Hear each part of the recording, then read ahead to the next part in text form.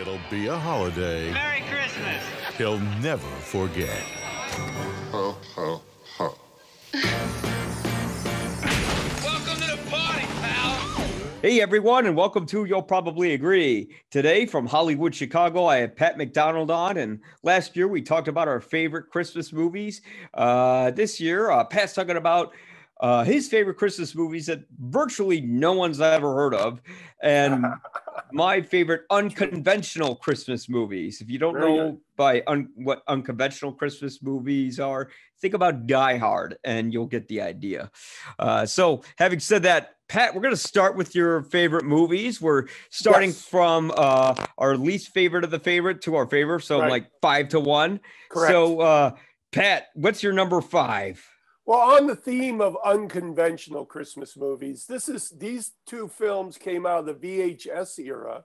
They were in public domain, so people were selling them as Christmas movies. So I thought it would be interesting to look at these. Yeah. A couple of them, they're tied for 5th. Christmas Eve is a 1947 United Artists comedy film. It stars George Raft, George Brent, and Randolph Scott. Now, they play brothers, who was adopted by Aunt Matilda, played by Anne Harding, and also Joan Blondell's in it, who was an early 1930s star. And this thing starts at Christmas Eve, but completely leaves that for most of the movie. So, but again, it's called Christmas Eve, but it was also called Sinner's Holiday. So, you know, in the old days of movie marketing, they simply didn't put a film out that was Christmas oriented. Even Miracle on 34th Street didn't open at Christmas. It opened in the summer. Yeah, and if you go and see the trailer online, it has nothing to do with Christmas. So the other one is The Great Rupert. It's also called A Christmas Wish. Again, starts on Christmas Eve, but doesn't touch Christmas for the rest of the film. This is directed by George Pal.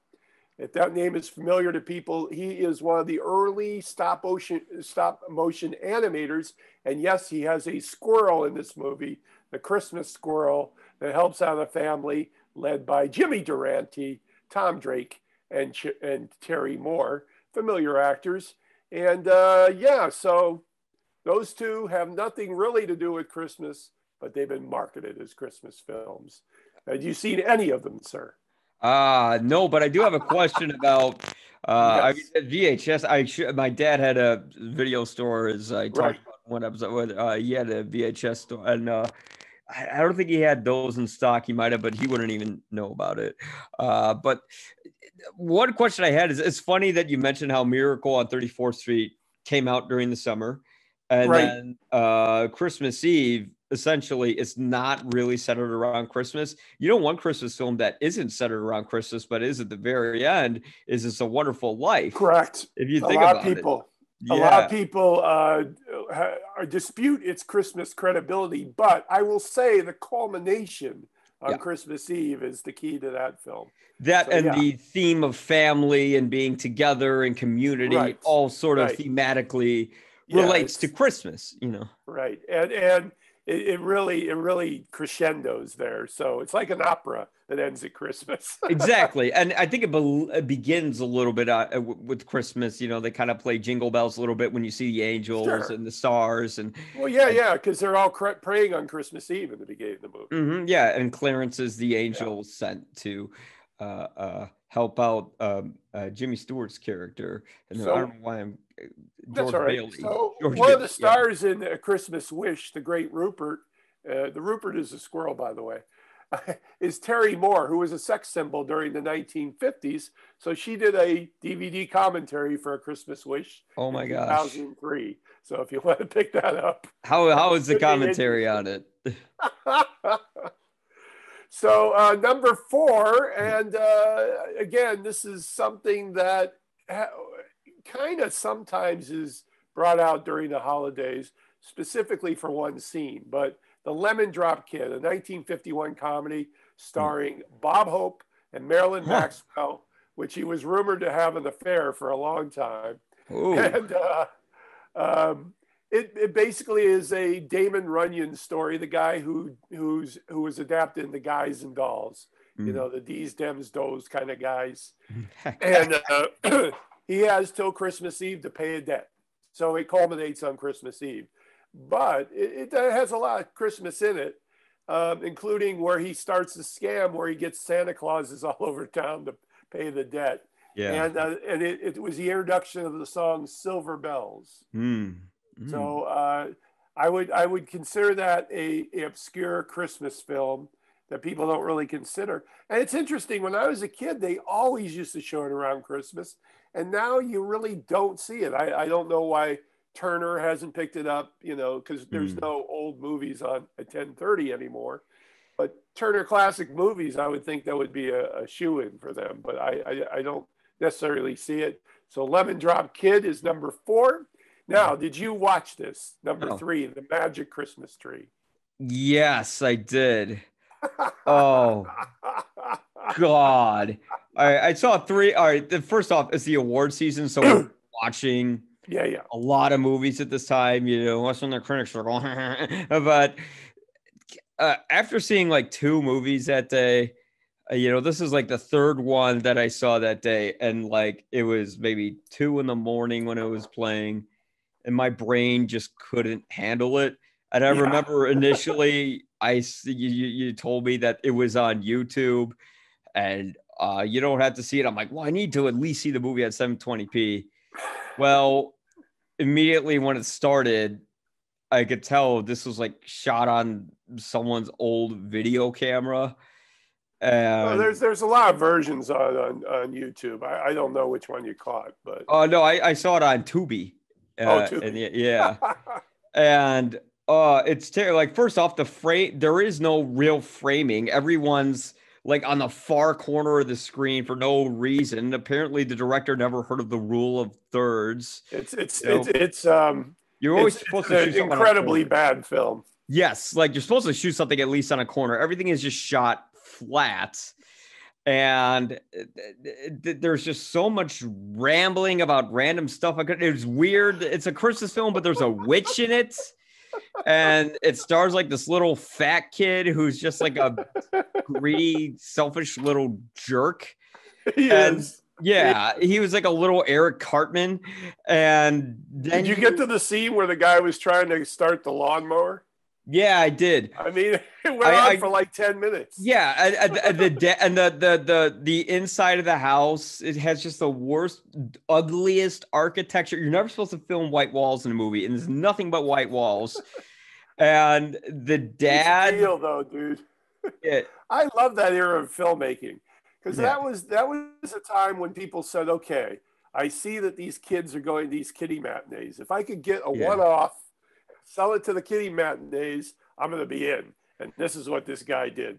You're right. There's no consistent filmmaking in this whole thing. It just is such a wild sort of almost acid trip of a film, because the tree talks and he sounds like, I don't know. He just sounds like some guy. He has a very weird voice. The most disturbing thing was like the dad, clearly like he's abused. You could tell he's slapping around his wife and his kid. He just kind of looks like one of those 1950s dads that just has like horrible domestic abuse charges against him. Did you catch the reference to the Wizard of Oz in it? What, like the witch in it?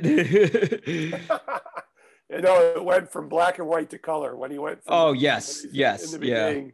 Because they thought they were being clever at filmmaking, which, oh my God, I don't know. Like I say. Go ahead. Oh, I just said it's Christmas Eve and you've had too much eggnog. This is the one to put on. No, it's not. Put your Roku out. Go to YouTube, find the Magic Christmas Tree or Tubi, and play it. I can tell you, I had a little bit of a drink before I saw it, just a tiny bit, and I'm like, all right, I know I didn't have this much, and I want to projectile vomit on the screen watching this. This is horrible. But here's the thing. And again, filmmaking was a lot more difficult in those days.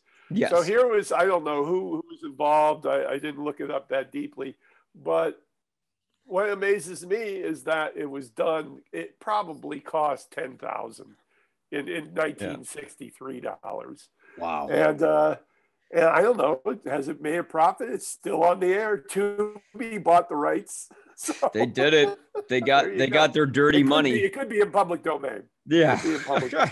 it might be. It looks like a public domain film. So what's your number? Oh, go Number ahead. 2, did you happen to catch this? The Chuck Jones A Christmas Carol from 1972, again on YouTube? Yes, it was, and it actually won the Oscar. Yeah, I did not know that until today when I was looking it up. Crazy. Yeah, for best animated short, which I don't know why it did. They brought back Alistair Sim. It's beautiful. Yeah, they brought back Alistair Sim. Yeah. From the I'll get into why I don't think from the original. And Alistair Sim, you could just tell from 1951 British. Yes, the 1951, the definitive version of that movie. Yes. I just watched it today, in fact, or the end of it today. Yeah, and it's. Sim just sounds like he just kind of came into the studio and he was just tired and he's like, all right, I'm doing this role again. Like he has zero enthusiasm in any of his dialogue throughout this film. This movie, you could tell they just rushed the pace because they had to, because it was it's only a half hour on. Yeah. And it's animated, like it kept having to go. And it was just, it was hard to let any of the moments sink in. And just that old style of animation is just creepy to me. It's just kind of scary looking. Like, there you go. When you see I happen to think it's like a dream state version of A Christmas Carol. Yeah, it's a nightmare. And I mean, see where Christmas Present flies all over the world. They go to the guy on the schooner singing God Rest Ye Merry Gentlemen. Then he flies over the London it's crazy because it is in that old style animation. Mm-hmm. It is all ink and cell animation. So you're not going to see otherwise. Which is phenomenal, the amount of work that went into that. These guys had to draw out a piece of paper for every single frame. I did that once in high school for a video that was like 18 seconds. I'm like, I'm not doing this crap again. Animators, I give them all the credit in the world. They have. Yeah, it's all patience. Yes, it is all patience. You have to be the most patient. And also, I found out too, I call it Chuck Jones A Christmas Carol. He was executive producer. He didn't have anything to do with the style. It was directed by somebody else, whose name escapes me. I didn't write it down. Right. But you can tell it's a Jones.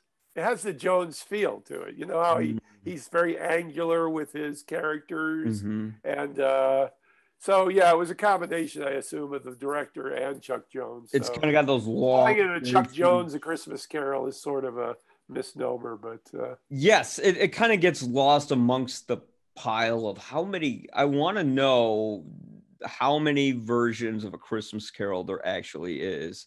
It has to be. Oh my God, dude! It's close. It has to be closing in on at least 500, if not more.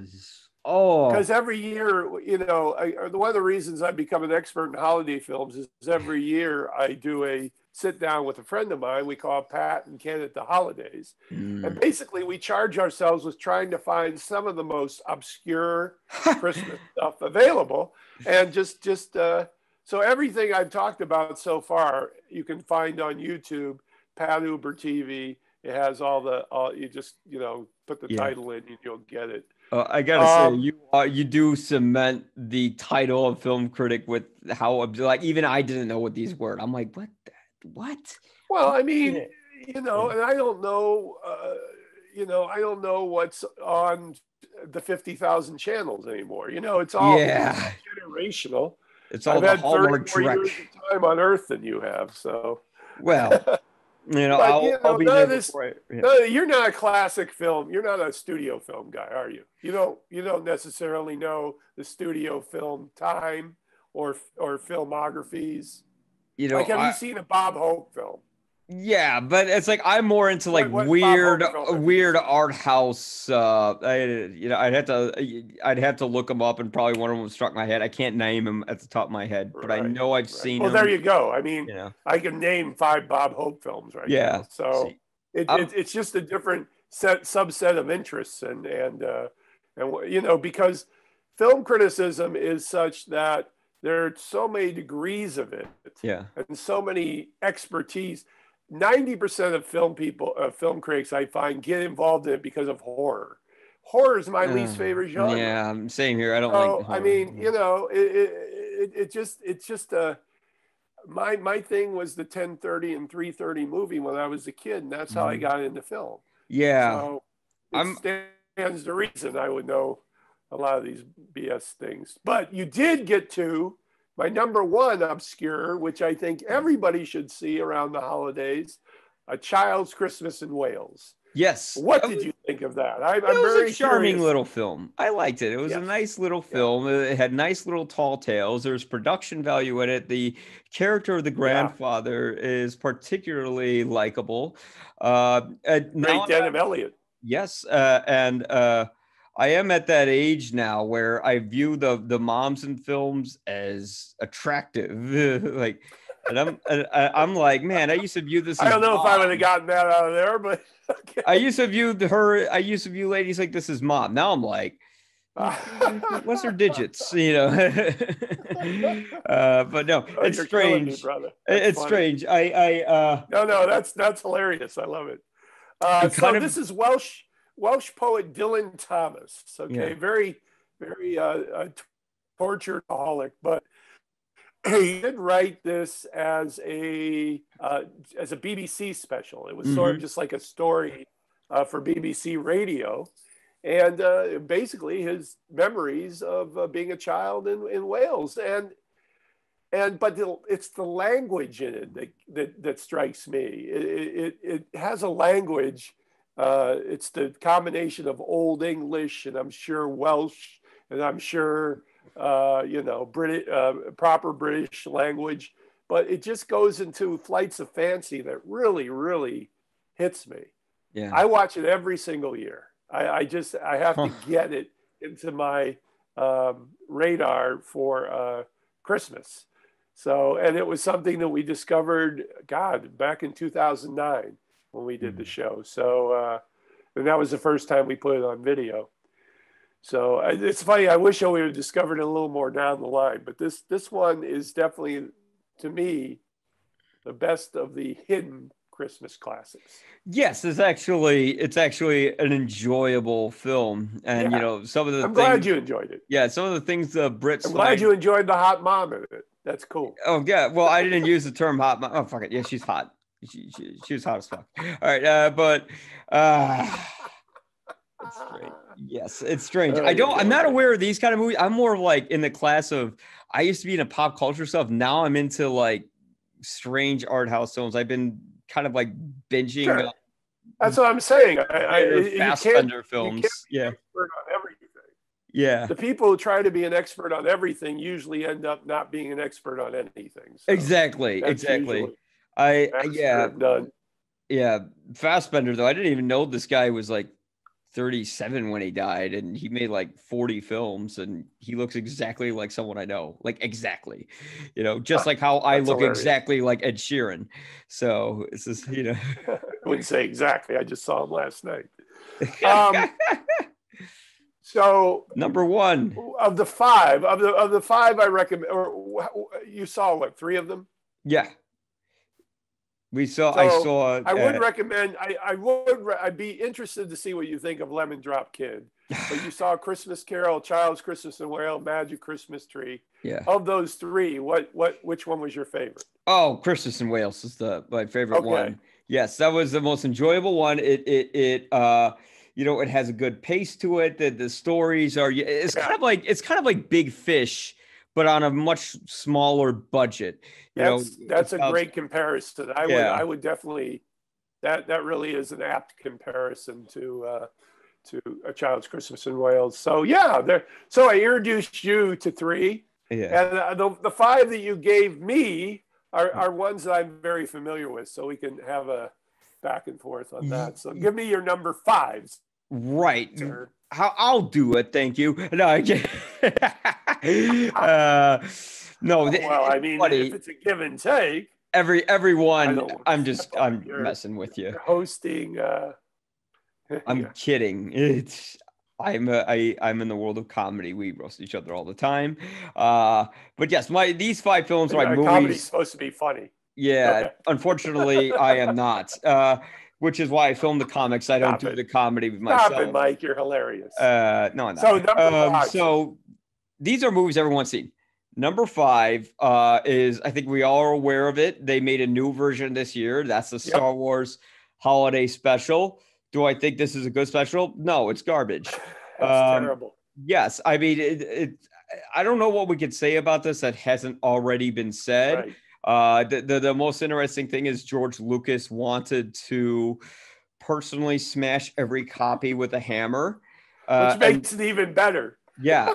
This is the guy who created the prequels that a lot of people aren't fond of, with a lot of elements in it that people are not fans of. Right. And even he hated this. But if there's one thing we can thank the holiday special for, is what's saving Star Wars right now is The Mandalorian. And The Mandalorian wouldn't exist if it weren't for the Star Wars holiday special, if it weren't for the short cartoon in it with Boba Fett, who... Well, that's sort of a misnomer, because they did introduce Boba Fett because they knew he was going to be in the future sequels. Yes. But this was the introduction, and I guess he wouldn't exist if it wasn't for... If you really want to get deep, he was in A New Hope, or actually Star Wars at the time, but he was in a deleted scene, with Jabba. That was originally played by like some fat Irish guy, and that was removed, and they put him in the holiday special. And the big gun that I believe Boba has with the 2 prongs on it, that was something they gave Mando in the new season. Very good. All right, go ahead. Sorry. No, that's all right. I believe that when if they do release it, I'm sure they will, the Lego Star Wars Holiday Special. I believe they're going to put the original one finally into the canon. They're going to place it onto that special edition disc. That's my prediction. I don't know if it'll come true, but also to say that by ignoring this, you just make it more notorious. Mm-hmm. And that's what makes it funny. Yes. Because here is this $1 billion fucking religion, and they can't talk about the Star Wars holiday special around George, or for God's sake, Harrison Ford bring that up. That's hilarious. Conan brought it up one time. He looked like he had called his mother a whore. It was the greatest. So I'm glad it's there. I'm glad that Carrie Fisher sings it while she's stoned.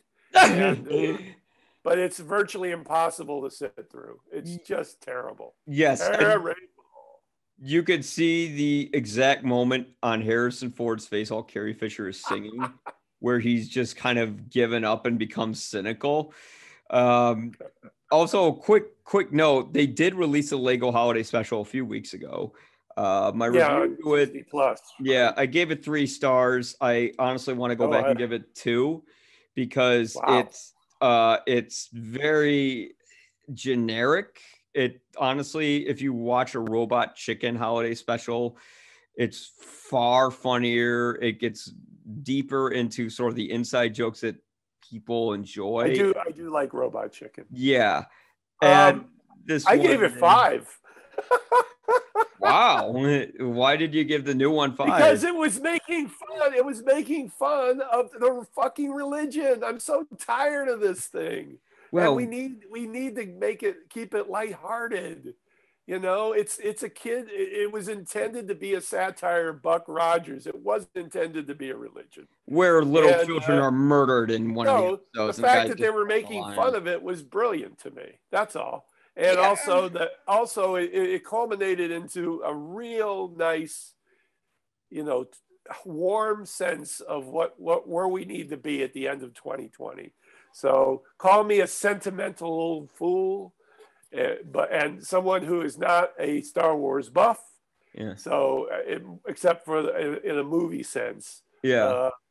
I really loved it. No, I can certainly understand and appreciate that. Yeah, as a Star Wars buff, I like the Robot Chicken stuff because it's it's lighthearted. It makes fun of the religion, but it also gets like really deep into sort of the nerdy jokes. Like there was one joke I loved in the Disney version, which is when Obi-Wan's talking to Qui-Gon and he's like, trade disputes, this is boring, you know. Exactly. Yeah. I mean, the whole thing was charming to me. Yeah. Number four, yes. And I really want to talk about this one is, and now when we talk about unconventional holiday films, what I mean by that is it could, if something takes place around Christmas, that doesn't necessarily make it a Christmas film. Okay. Yeah. But if Christmas pointed out. Yes. But if Christmas is centered around it and it's sort of the driving theme of something, it is an unconventional Christmas film. And in lieu of Tom Cruise's meltdown, and as a matter of fact, I don't think it's a meltdown. I think more people should do what Tom Cruise did. And look, he's a Scientologist. He believes in all this, crazy stuff.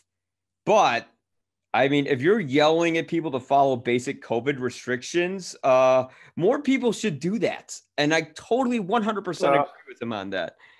It depends on the circumstance. If you're Tom Cruise and you're the centerpiece of the movie, you can yell at whoever you want. Yes, and I agree with that. I say uses power to take advantage of doing something that nobody else could do.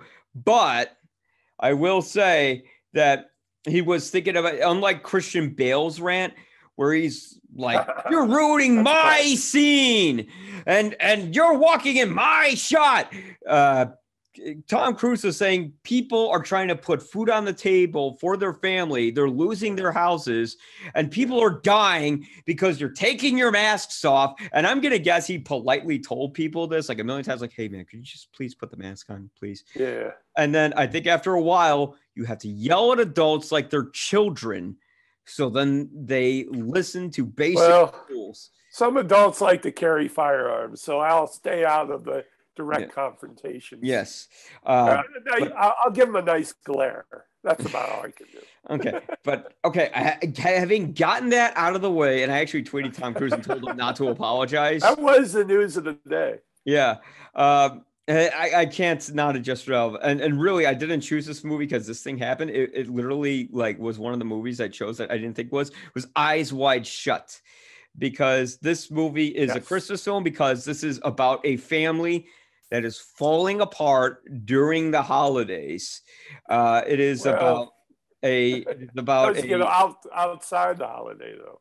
Well, but it takes place right before When's Christmas. The orgy?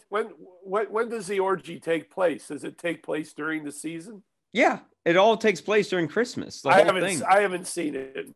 Yeah, I've seen the film in 30 years, so I watched. But I know about the Christmas part because of that beautiful lighting that he did with that scene with Nicole Kidman and the guy she might have an affair with. Yeah. And to put it in context, Tom Cruise and Nicole Kidman were sort of like the ideal couple, right? Like they were the Hollywood mega beautiful couple. And of course, it didn't work out.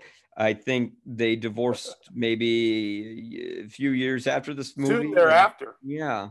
Soon thereafter. Yeah. And there are certain films that Tom Cruise are in where he reveals who he actually is, and that was one of them.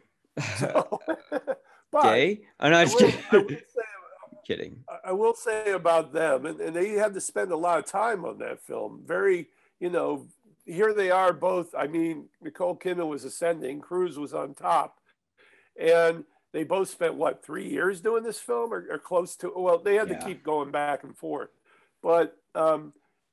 If you see them in interviews, it always is their favorite film they've ever film experience. Because who has gotten to be with the great Kubrick? Not many.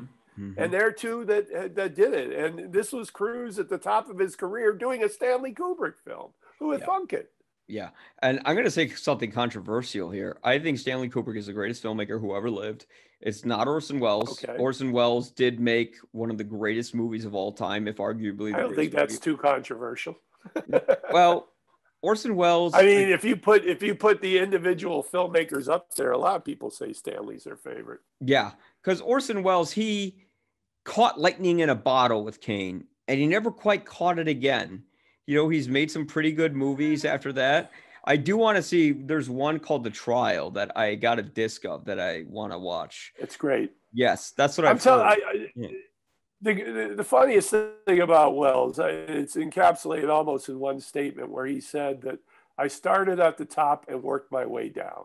Yes. But somebody said something interesting in an article that said, hey, Wells never went away. He was a celebrity his entire life. Mm-hmm. It's not like the failure of Kane or the failure of Magnificent Ambersons or whatever, put him on the woodpile. He was consistently there as someone who was in the ether. So, I think there was an article I read about Kane being number one, and there is some groupthink when it comes to that. Mm-hmm. Basically, Kane was the Star Wars of its era. Wells, a 23-year-old guy, comes in there and says, I'm going to use every weird film technique I can think of. Mm-hmm. And Greg Toland said, I'm there and I know how to do it. Yeah. So it becomes canon because of the French and then these, highfalutin groupthink critics over the years. But it's still up in the top 5, so everything's cool. And as someone, Kubrick inches up every year. As someone who makes movies, I mean, I don't consider myself an official filmmaker until, I get paid. Yeah. So when I'm sitting in a theater watching one of your films. Exactly. If there is theaters. Everybody's a filmmaker who picks up a camera. Exactly. And that's the era we're in. Yeah. So just like Francis Ford Coppola predicted in Hearts of Darkness. Interesting, didn't it? Yeah. Interesting.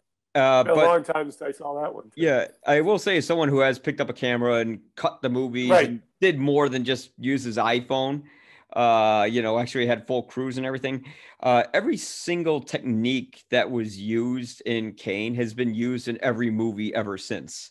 And I think it was Orson Welles just kind of getting lucky in some ways, and in other ways knowing exactly what he wanted and what to do. I've seen some of his other stuff. F is for Fake it's okay. Touch of Evil, I have to watch. I have to rewatch. Ambersons, I want to see his cut.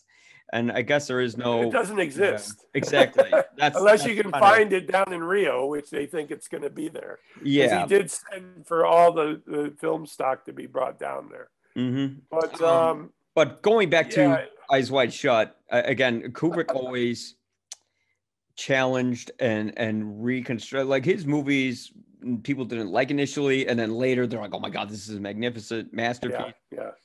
I don't think Eyes Wide Shut was, you could kind of see his quality degrading a bit towards the end with Full Metal Jacket and Eyes Wide Shut. And Eyes Wide Shut, that would be like a 3 out of 4 for me, that movie. I would have to say that it may be my least favorite Kubrick, but I have to relook at it. I haven't seen it in 30 years. Well, as someone who just watched it, it's so on the nose, over the top about temptation. Like, anyone who has a vagina wants to have sex with Tom Cruise. He could be talking to the freaking coat lady and she'll be rubbing her boobies up against him. Like, ooh, what do you want to... Like, I don't know, man. Oh God, a lot of women think he's gay too. So. I made a joke earlier about that, but I don't know. That's a bunch of, who knows? I don't get involved in all that. Who knows? Wherever Tom wants to swing, let him swing, because maybe that guy he's been on top for so long, he doesn't know what the bottom is. Now, I gotta ask, do you think that movie was just kind of like Stanley Kubrick just wanted to be perverted, or did he really have something to say there? Oh, he definitely had something to say, but definitely in the mind of Kubrick, there is always something. There's always subtext, and basically, I think that film is studied for its subtext. Yeah. And, again, the interesting notion of using two really big movie stars Yeah. in a Stanley Kubrick film. Even Nicholson, when he did The Shining, wasn't really at the top at that time. He was kind of ascending, but he wasn't the Nicholson that he was mostly doing art films in the 70s, and just Kubrick was a natural progression for him. So to me, it's the subtext of the film that needs to be studied as the years go on. And now you've intrigued me. Maybe I'm going to watch it Christmas Eve. Yes. Well, I think it. Come on, honey, let's watch Eyes Wide Shut. Yeah, I would get some masks and some robes and cloaks. Exactly. Yeah, I've got plenty of masks. So yeah, that movie was ahead of its time. It knew to wear a mask. It was Not exactly socially distanced, though. Let's go. I'm intrigued by your next. So go ahead. Yes. So number 3, when we talk about the lack of family or feeling isolated during the holidays, as Eyes Wide Shut did, I think about Batman Returns, because that's a movie where, as we know, Batman his parents are dead, and it sort of relates to the Penguin, who, he has sort of like the story of Moses, where he's put in a wicker basket and thrown into the river, and but then Moses doesn't grow up to be this weird garish version of basically Danny DeVito, just playing an exexaggerated version of himself. It's funny you have 2 Burton films on this list. I do, yes. Probably 2 of my least favorite too, but I will say, again, like Die Hard, in which is well, maybe that's in the ether right now. Batman Returns is one of those films that, yes, I think we should put it in the Christmas canon as something, as you say, unconventional, but also in consideration of how things are released and how the excitement builds. And the fact that they did set it exactly around Christmas time, I think makes it part of that, definitely part of that consideration. Well, it's about how Penguin doesn't have, he doesn't have a family. Yeah, it's been 30 years since I've seen it. Yes. Well, we think about it. Penguin doesn't have a family. Batman doesn't have a family. Catwoman is just this person who's all alone, is mistreated, and a very woke film for its time. Really a movie that recognizes a woman's individuality and how they can be strong. And she was probably had the strongest willpower of everyone in that film, aside from being I have to say too crazy. that I don't know what somebody did to Tim Burton around the holidays, but he definitely has some issues in dealing with it. So. And it's just such a bizarre. I remember McDonald's. I have their toys from Batman Returns, because I love the history behind it. Because when this film came out, everyone was expecting it to be like the first film, where the studios were holding Burton back a bit, and he made something a little safer, but still a little Burton-esque, but a little studio-ish. And here, he completely went off the rails and made his film. And it's a movie that I kind of enjoy, but it's incredibly difficult to watch at times because it's so over the top and bombastic. And apparently Gotham City is only agree. Square city blocks. And but I do have to say, I think the last maybe 10 minutes of the film are fantastic. When Penguin has sort of his like tragic death, and all the little fake penguins are dragging his body along, although you can clearly tell he's just being pulled by a string. Insert Bela Lugosi, burn the strings. I want to know who. Go ahead. Oh, and it ends with Bruce Wayne holding a cat, exclaiming "Merry Christmas" as he drives alone into the night.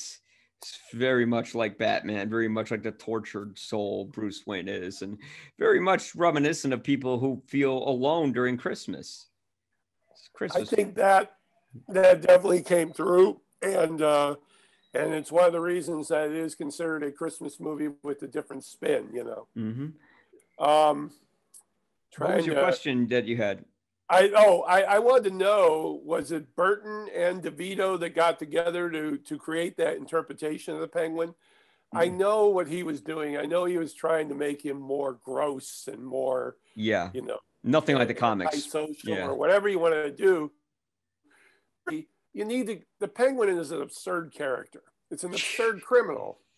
I mean, it's a comic book characterization. Yeah. To try to create a angsty little, fish eater out of it is counterproductive to, he spent so much time on that, there was nothing left for the film. Yes. That's what was irritating about Batman Returns. Well, and again, go ahead. No, go ahead. You're on the same track of thought. I just finishing my point. It was so highly anticipated, like the first one.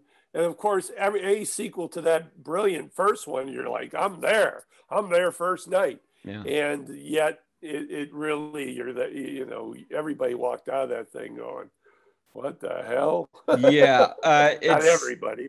When I was a kid, I didn't realize how dark it was. My mom kind of left the theater dark. Like, what? I mean, McDonald's, they were calling Tim Burton up and they're like, what's this black stuff coming out of the Penguin's mouth? And I mean, that movie has various sexual innuendo jokes. Like, I like to fill her void. They have like a guy's nose getting bitten off. They try to murder infants in it. There's like an attempted rape in the film. Like, my God. And then, of course, the studio went to Joel Schumacher and he turned it into like a gay nightclub video with the sequels, but it was kid friendly, and the Batman Forever did well. I hate Batman Forever, and Batman Returns is so bad I kind of enjoy it, But it's so funny that they ran that money making machine into the ground. Yeah, they kind of buried it with dust. I'm always fascinated by that. Although those last two movies are fun enough for me that I can just say, shrug my shoulders, say, move on. And the Dark Knight series would not exist if it were not for the first Batman series. Exactly. So we'll leave it at that. We learn from our mistakes. So then we move on to another Tim Burton movie, which is The Nightmare Before Christmas. I think I might have included these films because much like how you grew up with the sort of the matinees where you go in a little theater and they make the cheap kids films and they put them on TV. Right. I grew up with Tim Burton when I was a kid, 1989 Batman, when that came out, I was like maybe 4 years old, sure. And I remember The Nightmare Before Christmas was this huge hit. It was, I remember seeing the ads to it. Was it a hit? Oh yeah. I mean, was it a hit? They still sell merchandising to it today. Well, I know. It could be like the Ramones. The merchandise makes more money than the band. Right. Or the music. Right. Financially, I don't have the numbers, but from what I recall, I just, go ahead. From what I recall, when I was a kid, the theater was packed to see that movie, and people were seeing it a lot. I remember seeing the ads to it, and this was like the strangest thing I'm like, what is this? This is just the most unique, incredible thing, to stop motion animation. And it's a mixture of Halloween and Christmas. It's like the only movie you could see during Halloween, Easter. I'm sorry, not Easter, Thanksgiving and Christmas all at the same time, sure. And it combines all those elements so well. And first off, I want to note, I don't know if this was Tim Burton's decision or not, but really, Tim Burton came up with the concept, but Henry Selick directed the film. Tim Burton just came out with the outline. He did the animation. He did the stop motion stuff. Yeah. This was pure stop motion, correct? This was there was no computers that could do something like that in those days. This isn't the Lego movie. Trying to find it. Yeah, it did some pretty good. The budget on an $18 million budget, it grossed $91 million internationally. So wow. I'd call that a success. Yes, it's something. The music. I have to admit I'm one of those people who can't stand musicals, like unless there's a real reason why people are. It's so fourth wall breaking. So you didn't see The Prom? No, what? You But didn't see The Prom I don't on know that. Netflix? I don't know. No, I didn't see The Prom. No. I did like La La Land because it kind of addressed why they were breaking the fourth wall in a certain way. But Somewhat. I mean, it was always weird when I watch like The Sound of Music. It's like the Nazis are chasing us, la la la la la. Like what? I have a friend who has a rule of musicals. Yeah. The laziest songs you'll see in a musical is what's describing the action. I'm walking down the street. I'm looking this way. Anything by Tom Hooper. Yeah. But this movie. Go ahead. No. You went first, sir. Go, please. No, please. I keep interrupting you. We're interrupting each other throughout this whole All thing. right. It's fine. So my brother and I saw this, I believe, the first weekend it came out. So this is 1993. Did it come out during the holiday era period? I just had it up. I could have looked it up. But anyway, the point is, we went and saw it, and my brother, God rest him, it was absolutely apoplectic about this film. He would talk about it for years as one of his worst film experiences ever. Wow. He just simply did not like it. When he was not a fan, of course, of the Batman Returns either, as a lot of people were not. Yeah. And so he just was like not a Burton fan after. Understandable. But I was just like, I just don't get who the audience is for this. I know who the audience is for this. Tim Burton. That's it. Yes. He tapped into the right era, and he's a very limited filmmaker. He hasn't come up with, I think, post Ed Wood, he really hasn't done anything that noteworthy. Maybe Big Fish to a certain extent. Yeah, Big Fish is so unusual that I would have to say you'd have to put that into consideration for his canon. Did he do, speaking of musicals, the adaptation of Sweeney Todd? Yes. Is that him? Yeah. Okay. That one was good. I like that. That's very straightforward, though. It doesn't seem like a Burton picture. So anyway, if you want to have the podcast about the Burton canon, I'll pass. I'd say he no, it's okay. I understand. There's some stuff he does that's brilliant. I love Big Fish, by the way. So I think I cried when I saw it when I was younger, but I don't know how I'd receive it today. It's crazy. Yeah. It's so over the top wild. Yeah. It's like living imagination. Yeah. It's that's kind of the thing with Tim Burton is I think he just tapped into the right era. This is the 90s. This was during the grunge sort of, anti-establishment era. And his movies were made for children, but at the same time, they were very edgy. They were kind of dark, but they weren't too edgy. Today they seem very quaint. And I think he's also influential. Absolutely. I think as a filmmaker, he also inspires other generations of filmmakers. He's a cultural influencer for sure. Yeah, absolutely. I mean, he almost did Superman. That's a story in and of itself with Nicolas Cage. But I think every director in Hollywood was considered for Superman. But yes. But yeah, Tim Burton, I mean, he's that kind of guy where he only has like his movies are all the same, where, it takes place in a strange world. You have a character who's an outsider, doesn't fit in with everyone, kind of like his high school phase where, he was the weird kid. And eventually, like that person either fits in or they don't fit in at the end. They find a love interest who connects with that individual. And by the end, that person sort of is accepted for who they are. So that's every Tim Burton film in a nutshell. And it's the Nightmare Before Christmas, so he assured that it would be considered every year for the holiday. So pretty smart on his part. And it was a successful film. The marketing of the stuff afterward, very successful. It is comforted goth children since 1990. Yes, everyone who goes to Hot Topic is going to buy some Nightmare Before Christmas stuff. I remember one year I wanted to get the Home Alone 2 Walkman. If you remember that, he had the little Walkman. Couldn't find it. It was selling out everywhere. So I got Jack Skellington. What was the name of it in the film? Oh God, I have to look it up. I'm going to keep talking while I look it up.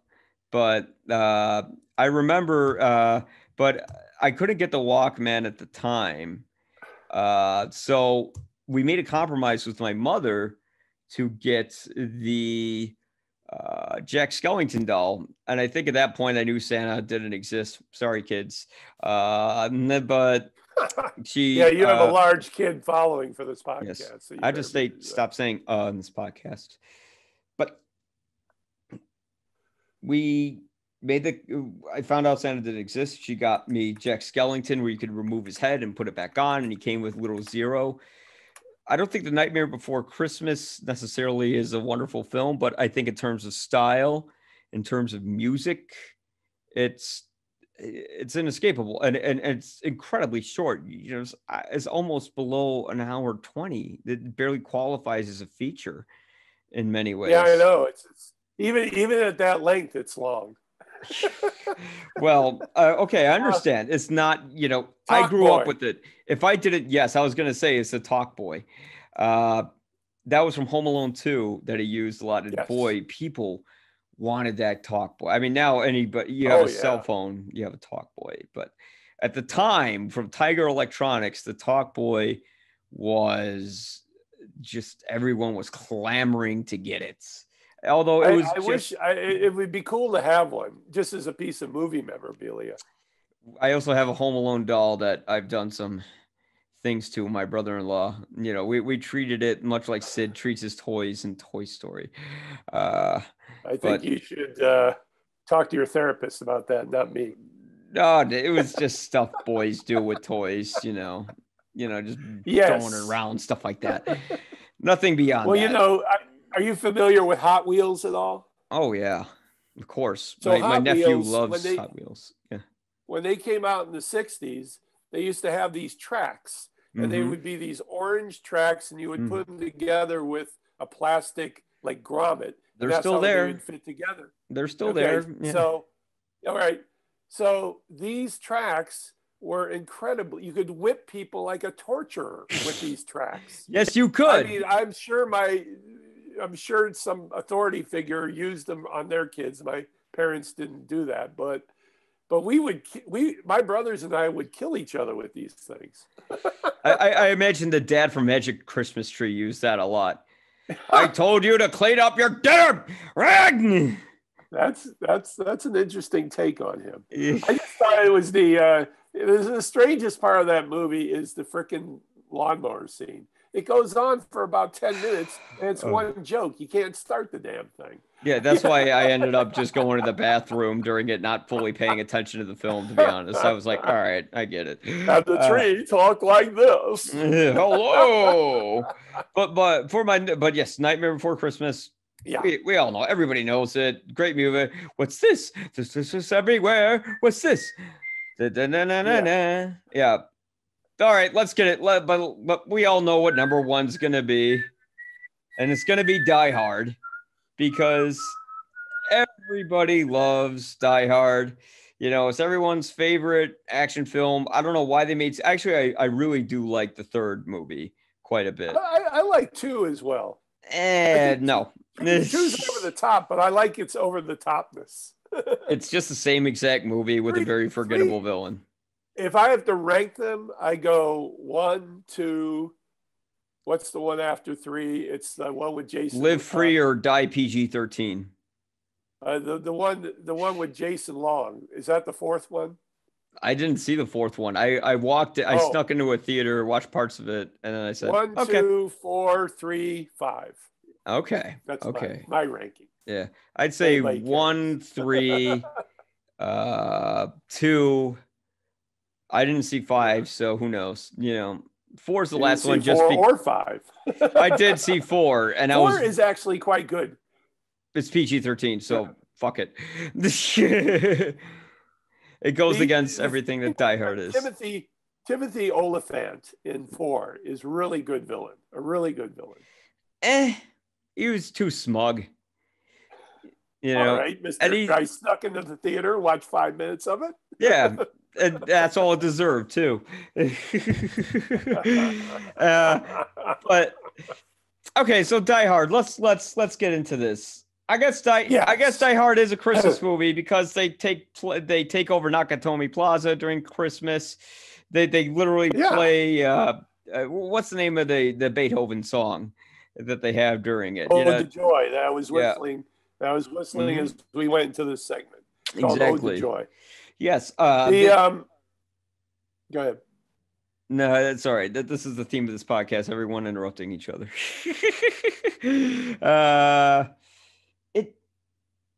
I mean, it's a movie that paces its action well. The characters are memorable. We remember Hans for sort of all the evil sort of stuff that he does. And this was when Bruce Willis was considered the heartthrob, and everyone was laughing when they saw him in the previews of the film. And of course, he showed everyone when the movie actually came out. And it sort of set the precipice for a lot of action movies going forward. If I were to see, I didn't like the new Ghostbusters, but if you want to make something with females, it's like, yeah, take that, guys. You should do that with Die Hard, not Ghostbusters.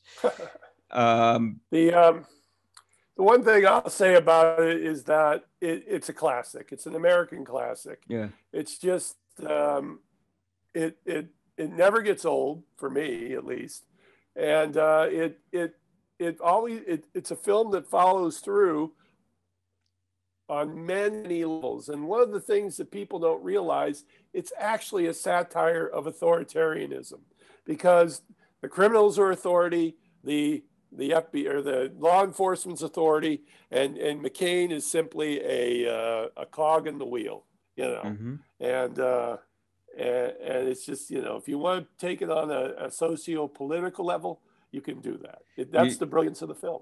You certainly have. I had never even thought of that remotely. It just seemed like the cops were good guys and the terrorists were bad guys, and it was pretty cut and dry there.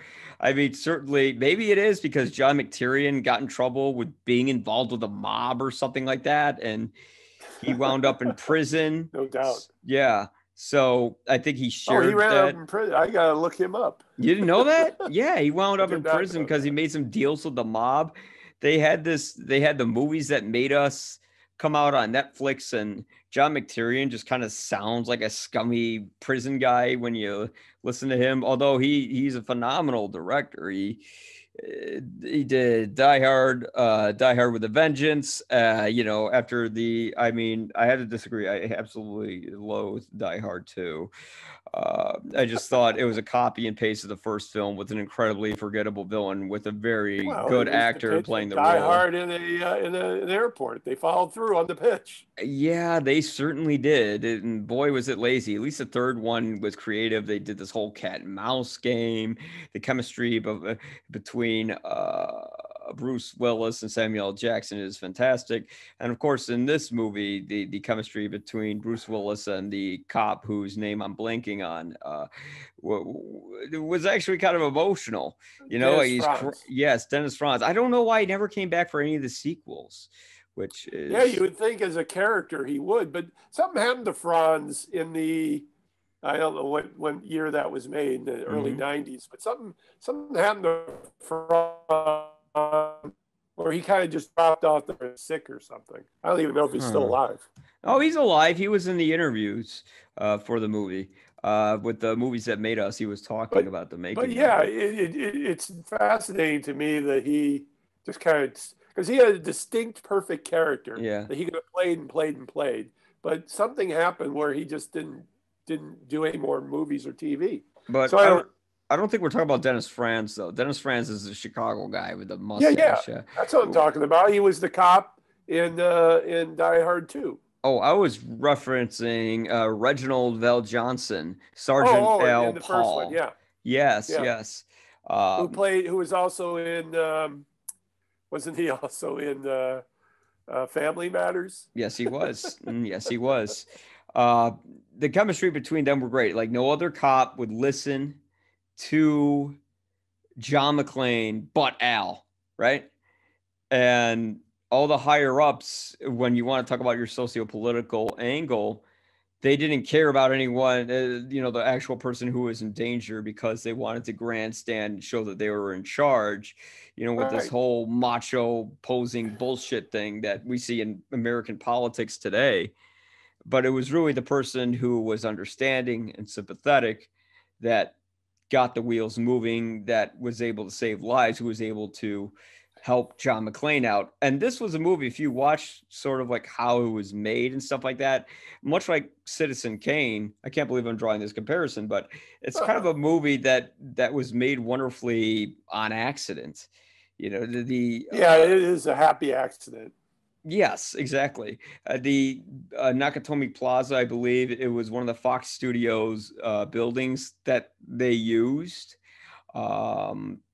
A lot of the elements of the movie just sort of clicked into place. And you really had to appreciate kind of how diverse each cast member is. You had the guy who is Bruce Willis's wife, Holly, played by Bonnie Bedelia. Am I saying that right? Or Bedelia? Bedelia. Yeah, Bedelia. I'm sorry. Tomato. She's sort of like the every woman, the kind of wife who's fed up with her husband. Bruce Willis is typical macho man who, is wrong place, wrong time, but he has a heart of gold. Who is the guy who played like the douchebag coke addict in the film? Well, I was going to bring him up. Hart Bachner is his name. He's a he was familiar to me before I saw Die Hard because I'm a big fan of Breaking Away, and he plays the D-bag frat boy in Breaking Away. Okay, so he's got a thing. It's not just that character.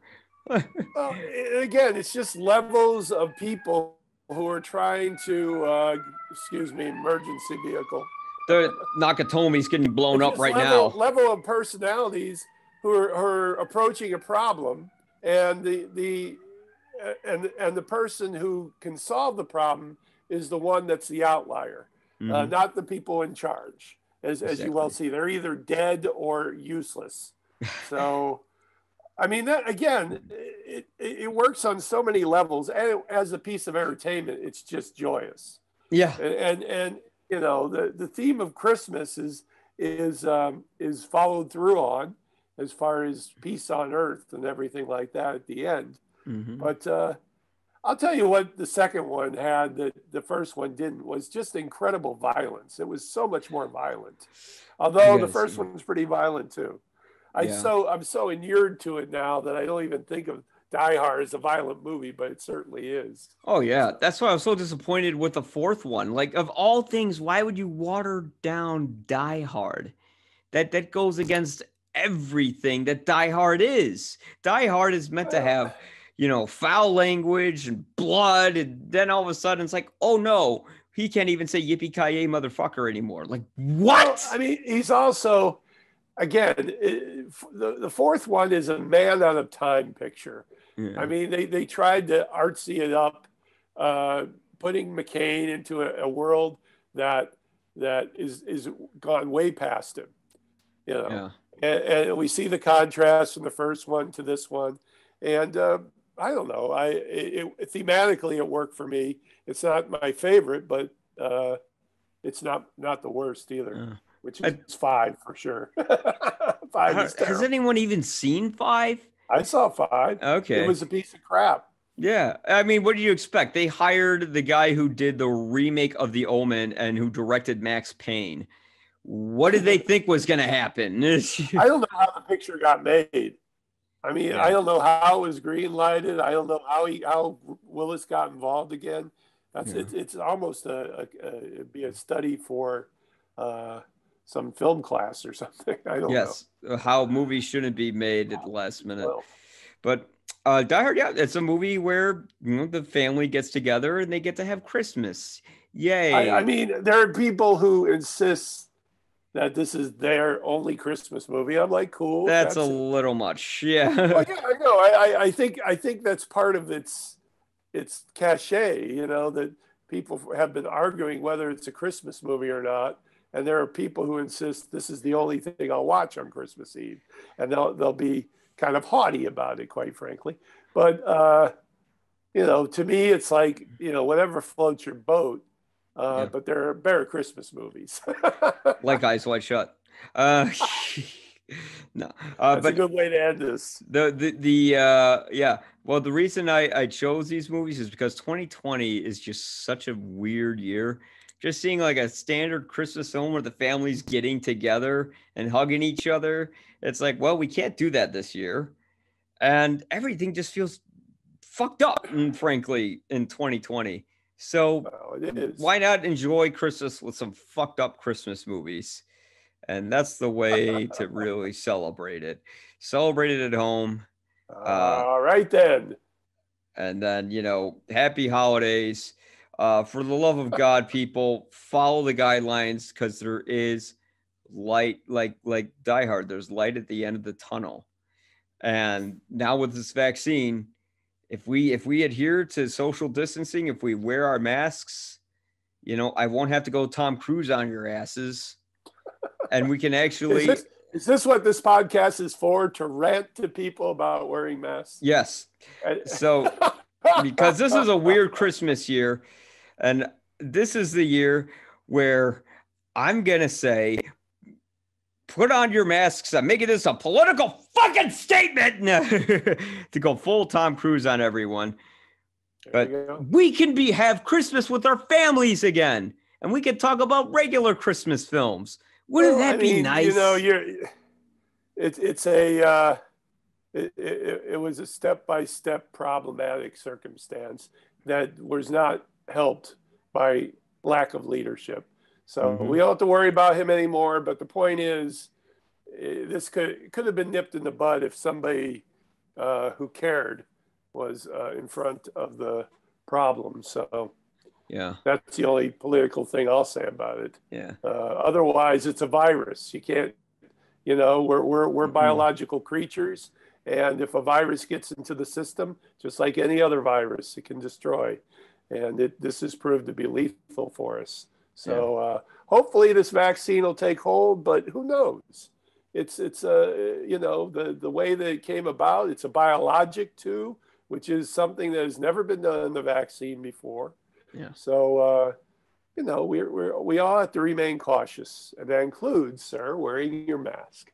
Exactly.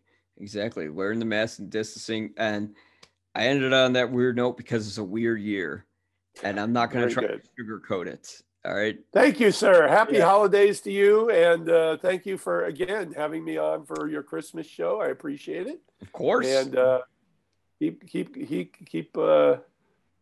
obsessing. Yes. Because that's what we do. Yeah. Well, remember, check out Pat McDonald at Hollywood, Chicago, and maybe also weekly on WSSR Joliet, Illinois, and WBGR in Monroe, Wisconsin. And what station numbers are they? Well, I mean, I would in these cases, since they're outside kind of the purview, Star 96.7 for Joliet, possibly, but you can't get Monroe. So go to tunein.com and put in WBGR. Yes. And you'll find me 7:35 in the morning on Thursday morning, each and every week. Absolutely. It's a lot of fun. Thank you so much again, Pat. Have a Merry Christmas. You too. Merry Happy Christmas, New sir. Year. We're near the end of this. Yeah, that's what I want to say to Trump, which won't happen. But it's okay. Everyone else will go to jail, and we'll never have to see him again. And you know what? The greatest, we did get 2 wonderful Christmas gifts this year.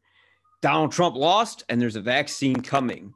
So Merry Christmas, Happy Hanukkah, Happy really Kwanzaa, all of that. Yeah. Did end on a good note. Yes, exactly. Thanks again. How many endings folks are there to this show? I've gotten up 5 times. There's so many endings.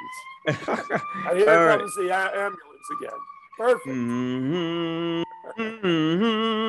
It ends with an ambulance. Goodbye. You'll probably agree. Go to ypareviews.com. Goodbye. Don't kill your grandma with coronavirus. I'm starting to get a bad feeling up here. Merry Christmas. Die Hard.